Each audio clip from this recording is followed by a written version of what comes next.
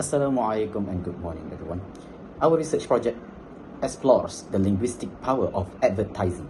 We are specifically looking at how do advertisements use priming to influence language and thought, and how does this reveal about how we process language in everyday life. Our focus today is on how global brands like McDonald's and KFC actually program our lexical choices and the way we structure our thoughts. I am Muhammad Haziq Mustaqim Zulkifli, and I am joined by my colleagues Mirza, Shahrul, Ibn Hassan and Afi Irfan. Each member of our team has looked at how branding affects the cognitive and linguistic frameworks of the USIM community. Let's start with the core concept, that is priming. In psycholinguistics, this is a mechanism that helps our brain retrieve words efficiently. Research by Mayer and Schwarzenegger 1971 shows that if you are exposed to a prime like a brand slogan, your brain will recognize related words much faster. This isn't just a visual trick, it's about our mental lexicon is organized. Our brains store words in networks of associations. Marketers know this, so they saturate our word with trigger word. Because of this, when you describe a simple meal, your brain is biased to use the brand's vocabulary instead of your own natural words. This leads us to our problem statement. In our modern world, fast foods ads do more than sell chicken. They change our communication. Through repetitive priming, slogans like "I'm loving it" or "finger licking good" get stuck in our subconscious. A study by Hashim and Murphy, 2007, notes that because these ads use emotional words and catchy sound, they often bypass our critical thinking. This creates automatic recall. When you think of freshness, you don't use your own words, you use the brand slogans. We are investigating if these companies have effectively colonized the vocabulary of the USIM community. Alright, without further ado, let's move into objectives. These are the objectives, but I want to highlight the two main objectives. The first one is to investigate how these fast food giants such as McDonald's and KFC use priming in their advertisements to influence consumers' knowledge and thoughts. The second one is to analyze how they use specific words, catchy slogans, images, or even brand color. For instance, "I'm loving it" from McDonald's, "fingers licking good" from KFC, "Ba-da-ba-ba-ba" from McDonald's, or even the big M, the yellow logos from McDonald's, or a bird uncle from KFC. Those are the examples of priming. So I'm going to talk about the literature review. Starting with cognitive flow, Mayer and Schwarzenegger established that priming is essentially a mental shortcut. When we are exposed to a prime, such as a specific word or brand color, our brain pre-activates related information. This lowers the cognitive load required to recognize a product, making the brand feel familiar and easy to process. In a fast-paced environment, the brand that is easiest to think of is usually the one the consumer chooses. Okay, so next, we look at the mental lexicon. John Aitchison compares our brain's word storage to a library. However, this library isn't static. Marketing works by constantly moving brand names and trigger words from the dusty book stacks to the front shelf.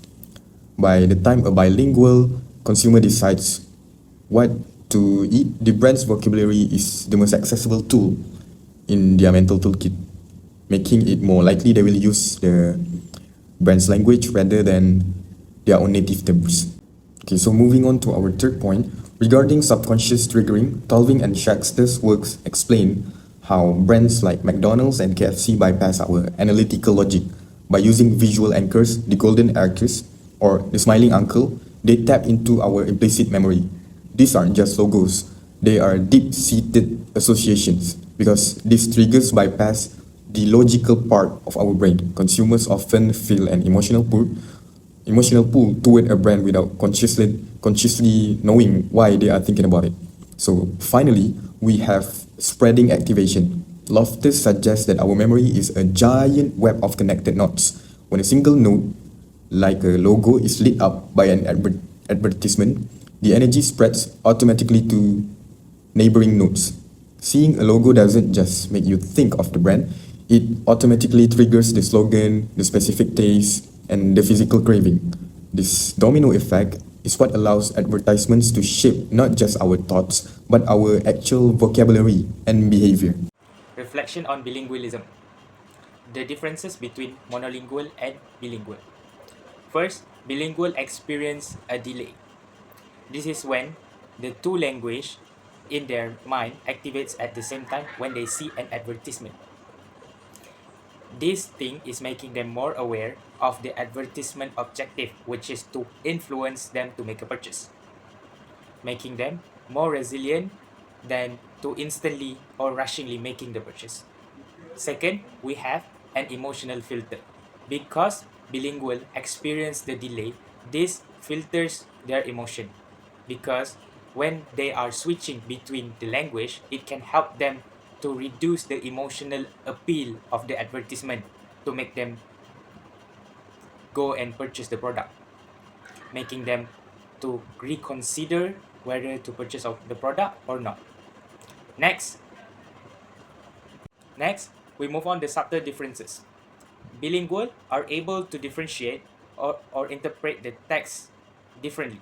For example, the phrase finger licking good, which is used by KFC on their priming slogan, does not convey the same meaning if I were to translate it to Malay. Sedap hingga menjilat jari. Bilingual are able to sense the impact, the vibe, and the catchy tone that its finger licking good provide better than monolingual. Next, we move to branding identity. Bilingual can interpret the branding identity differently.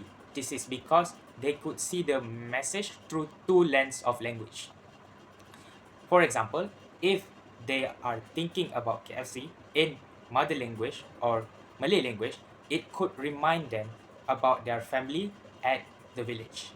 Otherwise, it could also remind them of during their, for example, when they are studying English language courses and then they get KFC as a self-reward, it could remind them of that time period or moment.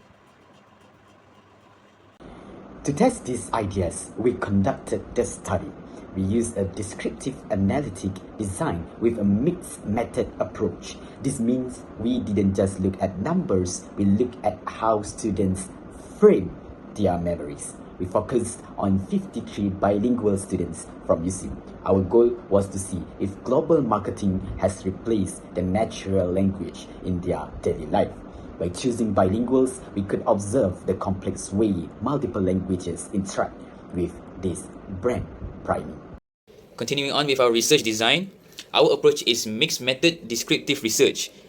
Quantitatively, we measured the frequency of specific word recall, where we calculate how many people said it and what words.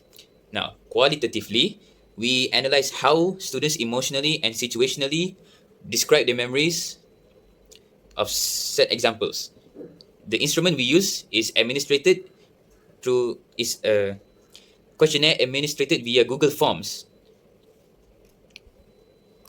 Now, the participants and samplings, our sample size includes 53 individuals, where the demographic primarily USIM students with a bilingual background, and our method is opportunity and convenience sampling. For relevance, participants represent the core target demographic of fast food advertising in Malaysia. Alright, let's take a look into methodology. There are two methodologies, which is qualitative and quantitative. The first one is respondent. The respondent consists of around 53 USIM students from different backgrounds and different educational levels. For examples, from various faculties, and some of them are from Tamhidi, some of them are from foundation, and some of them are from bachelor's degree. And the next one is research instrument. How do we investigate these participants? we use Microsoft form, which in the Microsoft form, there are structured questionnaire, which will be explained later. Next, we will be moving to the structured questionnaire. There are 3 sections in this structured questionnaire. The first section A is about the demographic. In this section, we will ask the student about their personal data. We will ask about their age, gender, ethnicity, and their primary or secondary language. We also ask them on how frequent do they watch advertisement and on which platform do they watch it. The respondents need to respond towards this question according to their personal experience and life. Next, section B is about the priming element. We give the respondent 2 posters from famous brand, which is KFC and McDonald's, to test the priming elements that they see on those posters, which is on linguistic priming, verbal priming, and visual. The respondents need to write down the slogan or phrase that they remember, or they need to select which color or layout design that they remember, or also logo from the priming. Next, section C, we will give the respondents 2 videos advertisement of KFC and McDonald's. In this video, we will ask them on what does the video makes them feel and what are the aftermath of the video. What did the video cause them to think or imagine? So the respondent needs to answer on how do they feel about the video and what are the next thing that they think about after watching the video. Alright, let's dive into analysis. These are the data that we have collected from the Microsoft form, which consists section A, B, and C. From section A, which is demographic section. As you can see, most of the respondents' age is between 19 to 21 years old, and most of them were bachelor's degree or in foundations level of education. And then we also look at their main and secondary language, which is their main language is Malay, meanwhile their secondary language is English.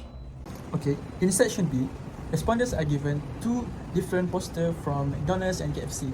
So this is the first poster from McDonald's. The first question is, after reviewing this poster, what kind of visual element did they notice first? And most of them answered the logo, which is the big golden M logo related to McDonald's. And the second question is, do they think the poster influenced the language and words to describe the product?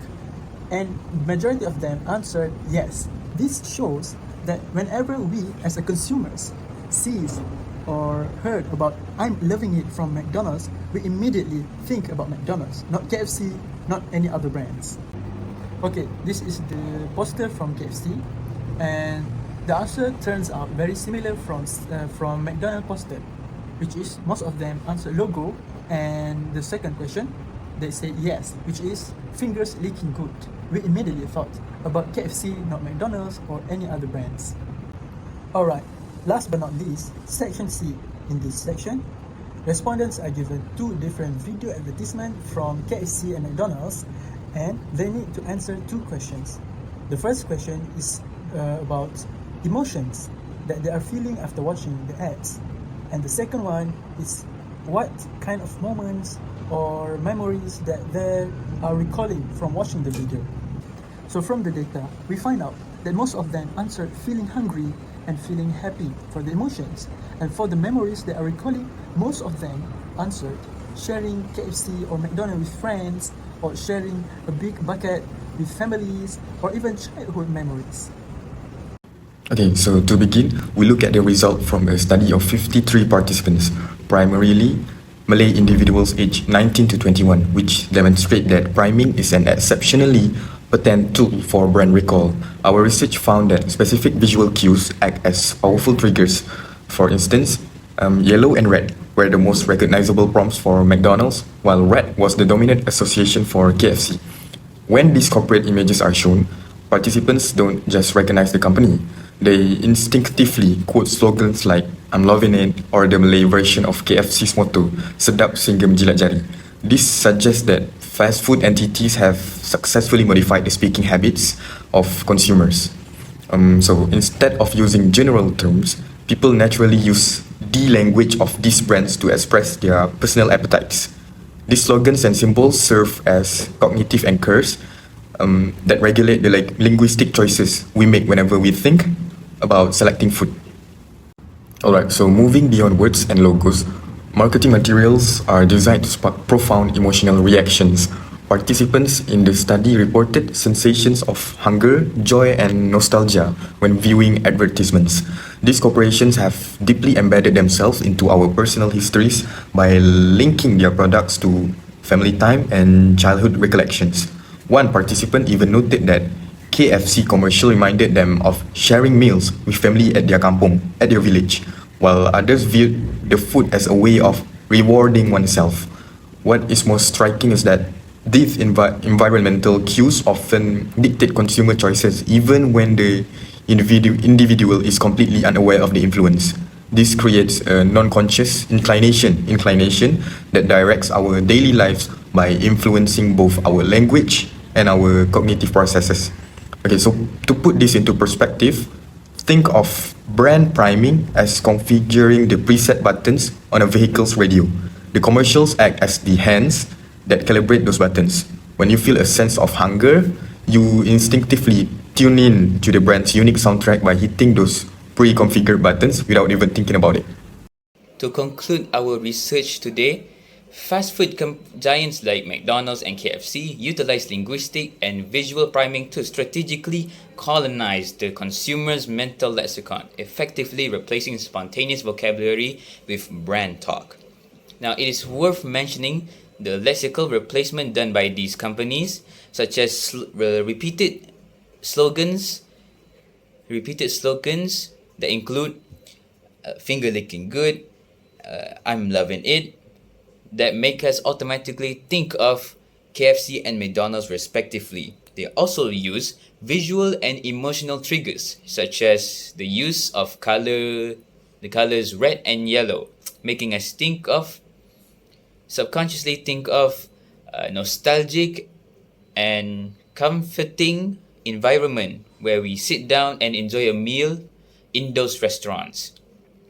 Now, the research involving the 53 bilingual students of USIM reveals that while priming is a prominent and potent tool for advertisements used by these companies, bilinguals possess a rather unique feature compared to monolinguals. When bilinguals face these advertisements, they may have a temporal delay because not only one language activates but two simultaneously when they see those ads. So it lets them to think and analyze so that they won't fall victim to these manipulations to consume their product. To in simpler words to understand this, think of this as like a radio. It's like tuning a vehicle's radio, where the buttons are controlled by the fingers to play soundtracks.